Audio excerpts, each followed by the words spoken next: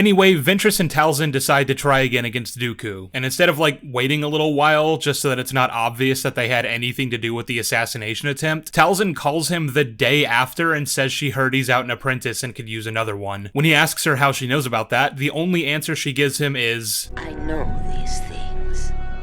I have seen it. Which is extremely vague and should be throwing up so many red flags that Dooku just completely ignores. It's not like the apprentice that he just discarded used to be one of them, which I'm assuming is to his knowledge, because why wouldn't she have told him? Or why would he not simply have just done his research on her before recruiting her? And why would Talzin be worried about the assassination attempt being traced back to the Night Sisters if he doesn't even know they're associated? It's a pointless thing to infer anyway, since immediately after she says, After all, she was once one of us. Which would be a really stupid thing for her to say if that wasn't something Dooku already knew. So this means that from Dooku's perspective, this assassination attempt that he previously believed to be the work of the Jedi happened pretty soon after he betrayed his apprentice and left her for dead. And now, the very next day, the leader of the order she used to be a part of is telling him that she knows all about it, and not explaining how she knows. And now she's offering him a new apprentice, which he accepts, and he decides to go to Dathomir personally to meet with her. By himself, without any kind of security or anything.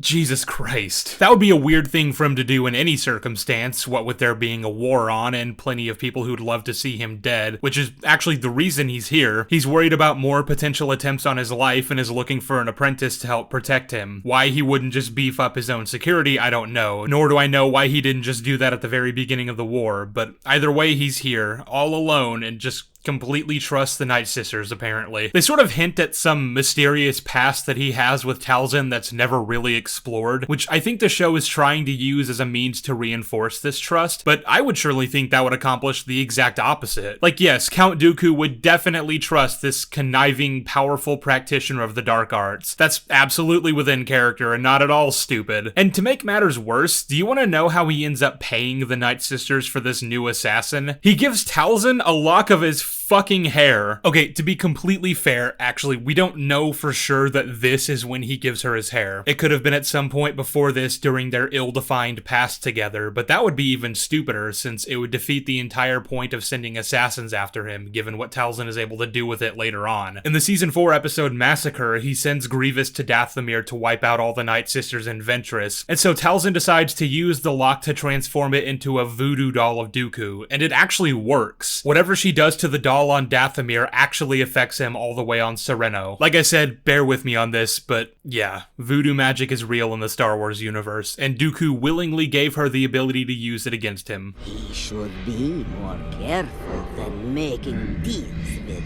witches. Even if he doesn't know this is possible, if a witch asks you for a lock of your hair as payment for something, word of advice, just don't give it to her. You don't have to know what she's going to use it for to know she wants it for a reason, and that reason probably isn't good. And again, if Talzin has this in her possession already, then there's no reason to send anyone out to try to kill him when she can just do it herself, which you would assume means he gave it to her here. But if that's the case, then there's no longer any need to send anyone out to try to kill him. Just do it now. They spend the rest of the arc grooming a Night Brother to be Dooku's apprentice and eventually turn against him and help Ventress kill him, but you don't even need to do any of that now, so what's the point? Instead, she chooses to use the voodoo doll on him the one time that Separatist forces are actively attacking the planet, giving Grievous time to save his life, when she could have used it at any other point when he wouldn't have been able to do anything about it.